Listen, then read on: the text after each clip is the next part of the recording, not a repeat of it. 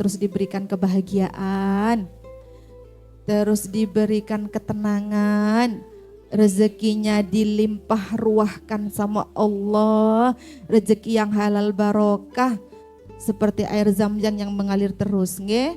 Hutang-hutangnya Allah bayarkan, dilunasi. Amin. Monggo yang di belakang maju lagi. Gelumpuk di sana. Nggih, bismillah. Banyak yang baru nggih. Coba yang baru angkat tangannya. Alhamdulillah akhirnya istrinya Pak Sasa silaturahmi ke sini kajian. Istrinya Pak Khairus juga, barakallah nggih. Insyaallah semoga istiqomah, yang berangkat dari rumah dalam keadaan bahagia, dalam keadaan senang. Semoga sama Allah dengan berkahnya rotib yang tadi Allah semakin bahagiakan. Okay. Allah semakin berikan ketenangan, karena bagaimanapun juga yang namanya zikir, wiritan, ayat-ayat Al-Quran itu yang bisa mendatangkan ketenangan ke dalam jiwa kita. Okay. Ketenangan itu didapat hanya dengan mengingat Allah. Ketenangan bukan didapat tiba-tiba datang tenang, tiba-tiba datang tenang, boten. Ketenangan itu didapat dengan cara mengingat Allah. Bagaimana caranya mengingat Allah? Apa saja yang bisa dilakukan? Sholat, terus berzikir, sholat, berzikir, membaca Al-Quran. Salah satunya berzikir, wirid yang kita baca tadi itu insya Allah pasti akan mendatangkan ketenangan kepada Anda, jenengan, kita semuanya.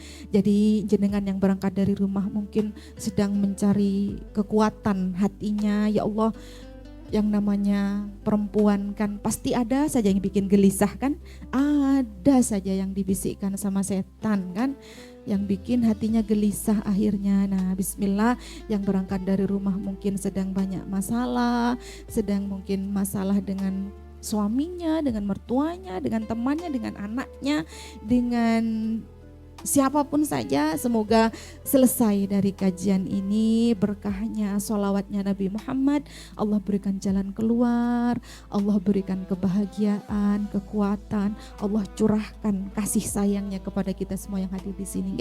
Insyaallah, amin ya rabbal alamin.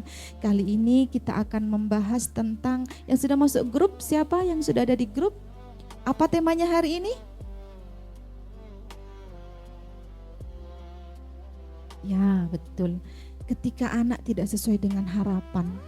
Ketika anak tidak sesuai dengan harapan. Kali ini kita akan membahas anak. Anak itu saya biasanya kalau membahas anak itu suka mau nangis. Mohon maaf kalau nanti agak-agak ini ya.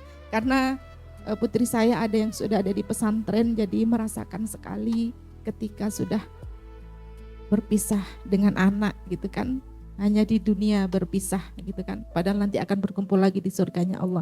Ya intinya anak itu adalah yang perlu kita ingat sekali, anak itu adalah amanah.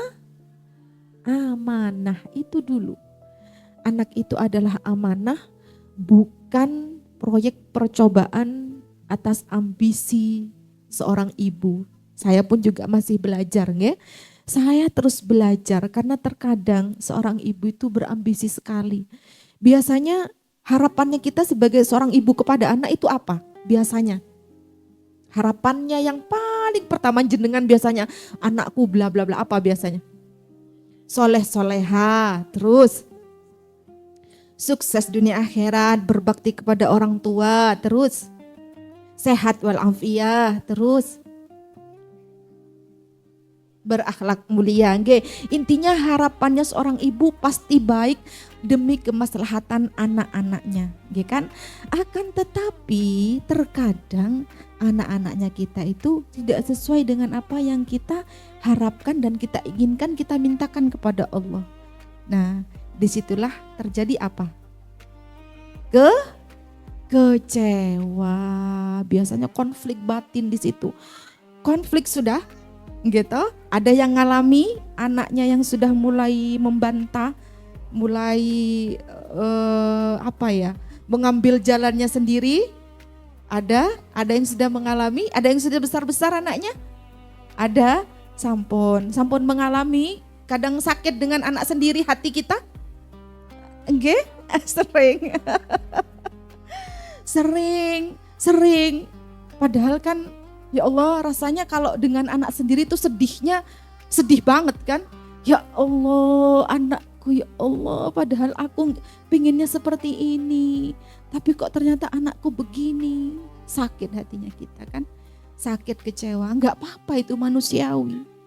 Manusiawi itu sakit hati, asalkan kecewanya kita itu jangan berubah menjadi sikap yang menyakiti anaknya kita.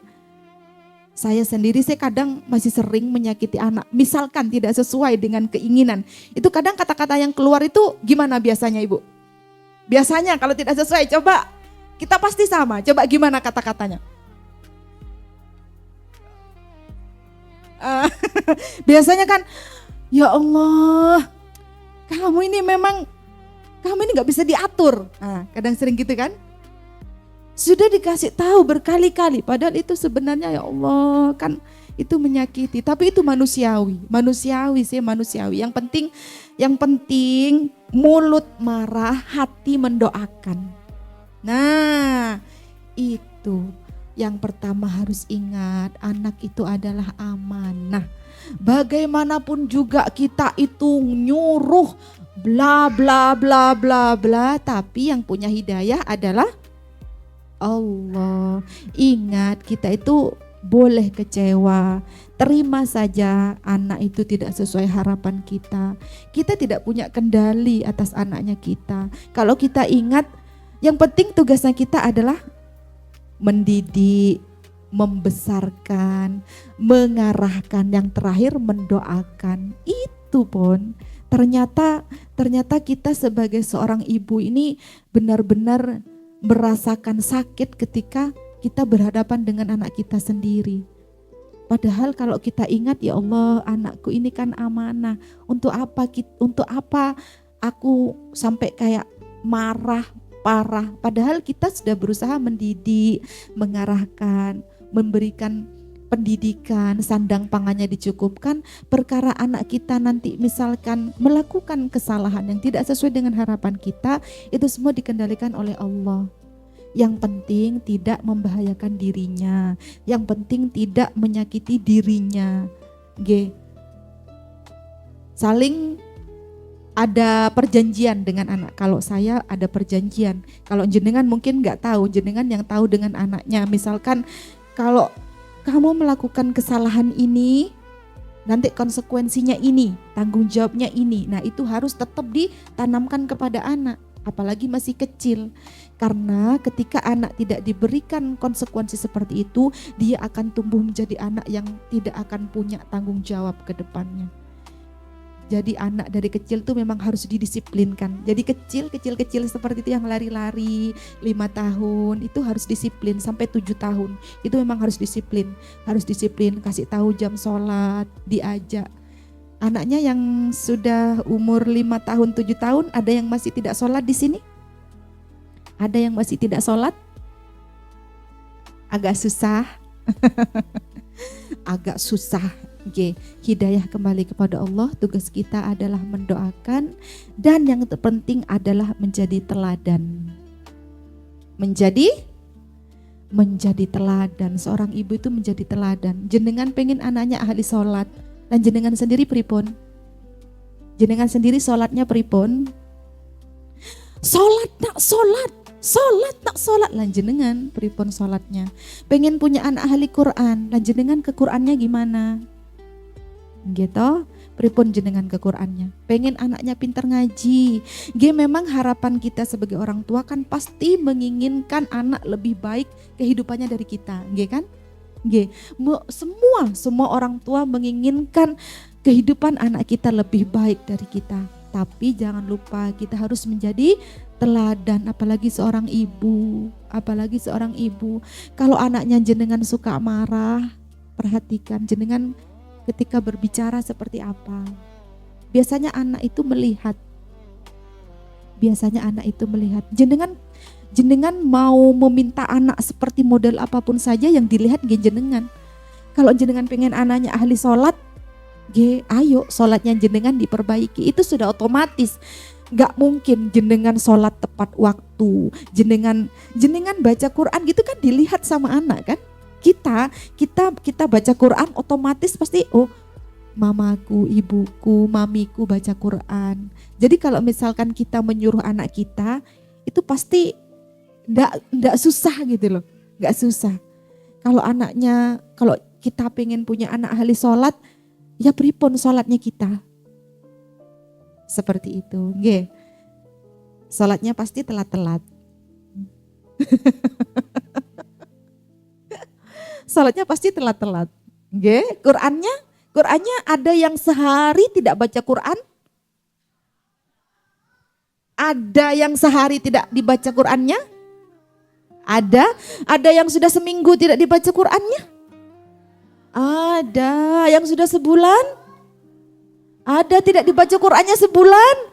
Astagfirullahaladzim. Jangan Ibu, jangan jauh-jauh dari Al-Quran Jangan jauh-jauh dari Al-Quran, sebisanya, semampunya. Intinya kalau kita pengen punya anak suka cinta dengan Al-Qurannya, kita dulu yang harus cinta dengan Al-Qurannya. Kita berdoa sama Allah, ya Allah jadikan anakku cinta kepadamu, ya Allah jadikan anakku cinta kepada Al-Quranmu.